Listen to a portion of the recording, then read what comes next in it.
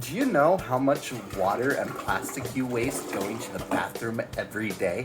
Exactly, you don't. So that's why you're gonna make a communal latrine, a place where you and your neighbors can all piss and shit. You'll then use that waste to fertilize and water your community garden.